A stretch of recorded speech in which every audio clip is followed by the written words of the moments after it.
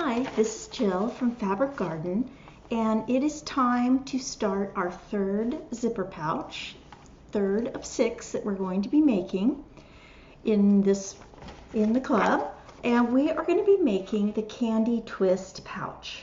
So this is a tumbler. So a tumbler is a nice little block, looks like this, and the pattern has a little paper template in here for making tumblers. We've got to cut, we're working with a mini charm, and we've got to cut 40 of these. So I went through my ruler stash. I really couldn't find something that was going to cut this very well. So but I didn't want to try to cut individually, make a template and cut individually. If I make a Mylar template or something like that, I don't like to use my rotary cutter because it is, that plastic template material is not strong enough to withstand if the rotary cutter cuts into it. So there's too much risk of cutting your fingers. So unless you're using an acrylic template, you should not rotary cut. You should use that template to draw lines and then use a straight ruler to cut. So I was looking for a shortcut, so let me show you how I'm going to manage cutting mine. Okay, so I've got my mat here, and this particular mat has 1/8 of an inch markings across the center here. So the template says that the tumbler is going to be 2.5 inches high, so I don't need to take anything off top or bottom. It's going to be 2.5 inches wide at the bottom, so I'm leaving the bottom alone, and it's going to be 1 3/4 inch at the top. So with a little math here, I took, it's 2.5 inches to start with. We want it to be 1 3/4, so that's 3/4 of an inch smaller. But we need to take that evenly off of both sides. So 1/2 of 3/4 is 3/8. So I need to leave the bottom intact but be taking 3/8 of an inch at the top. So I've got several here. When you try this out, you may want to just cut some scrap 2.5 inch squares. I always find working with the pre-cut with the pinking is always a little harder, but I'm going to make do here. So I'm putting this part of my ruler at the bottom right corner, and then I'm going in 3/8 of an inch at the top, and I am just going to cut. Then I'm going to do the same thing on the other side. I am going in 3/8 of an inch at the top and to the bottom corner,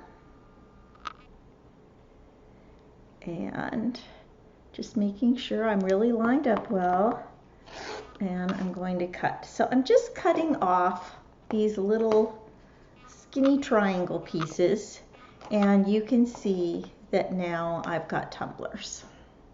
So I find if I have a really sharp rotary blade that I can cut 4 or 5 layers at a time.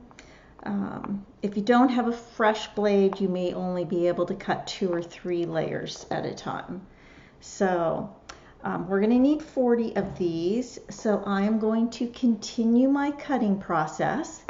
And once I'm done cutting, I will come back and we will lay out our tumbler.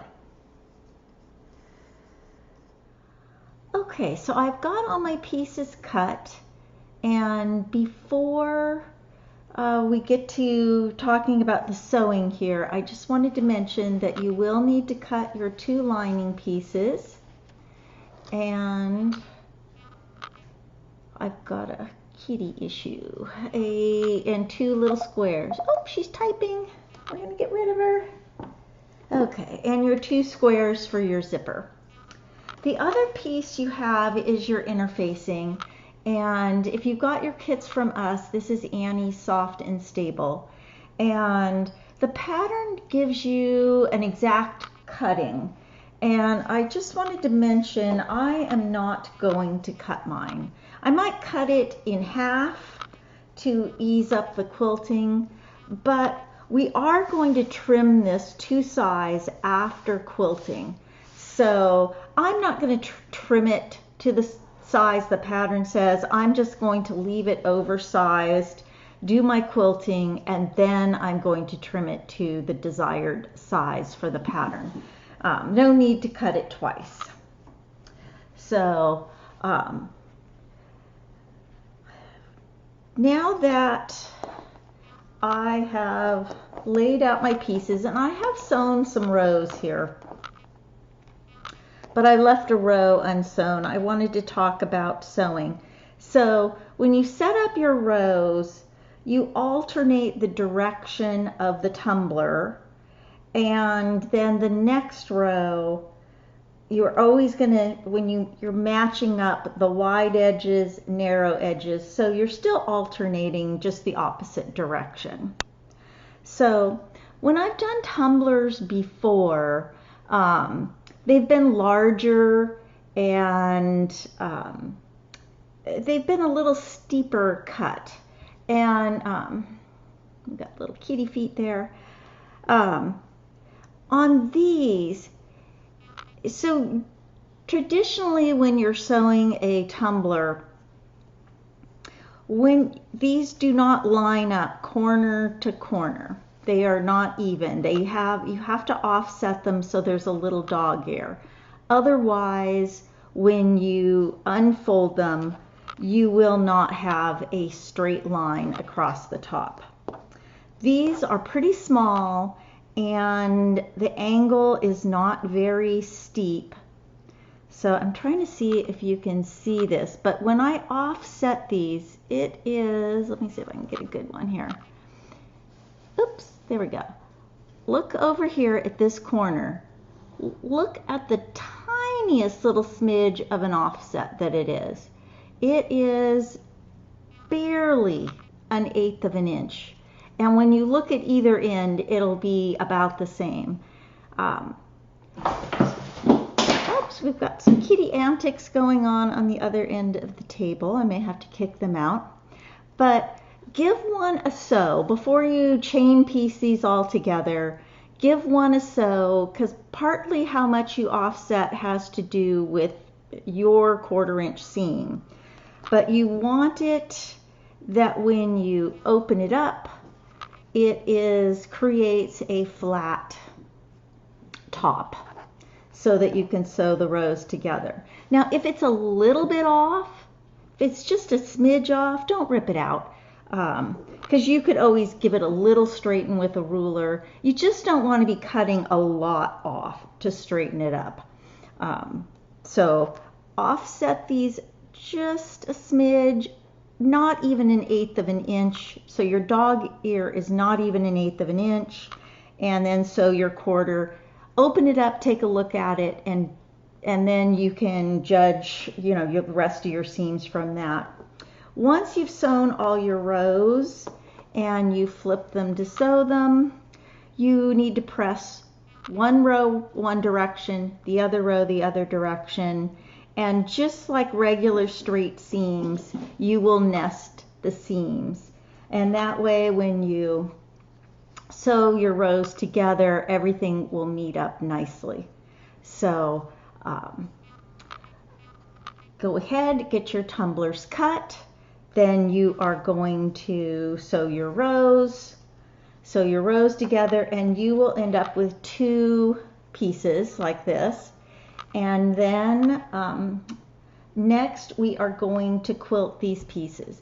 Now, if you want to try some fancy quilting, you can. I am just going to do just a few kind of curvy lines following kind of the curve of this. I think the fabric speaks for the bag, so I'm not going to get too fancy on the quilting. So I'm going to head off to quilt, and then we will talk about what Annie from Annie's Soft and Stable, she calls it sealing the edges, and I will talk about that. And we will talk about shaping the bag before we sew it all together. So I am off to quilt. Okay, so I have been to my sewing machine. I have pieced my bag, both sides, so you should have 2 pieces. And I just did a simple quilting. You can see it better here. I just did some little squiggly quilting. And oh, I missed a line. I'm gonna have to go back and do a line because I missed one. Anyway, once you have your 2 bags quilted, and I did do by Annie of By Annie's, who makes the Soft and Stable, she calls this sealing the edge. I stitched 1/8 of an inch all the way around. And you know, the Soft and Stable, it's pretty like fluffy. And when you seal the edge, it does a couple of things for you. First off, it keeps any of your fabric from moving or flipping backwards on you when you're sewing your seams. But it also squishes the foam down to a smaller, to be smaller, and then you won't have so much bulk in your seam allowances when you sew your seams.